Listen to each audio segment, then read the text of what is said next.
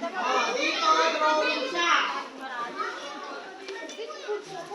Wow, drawing na mo dito dito. Oh, kung may crayon na kayo, naharap yung drawing na niya kayo.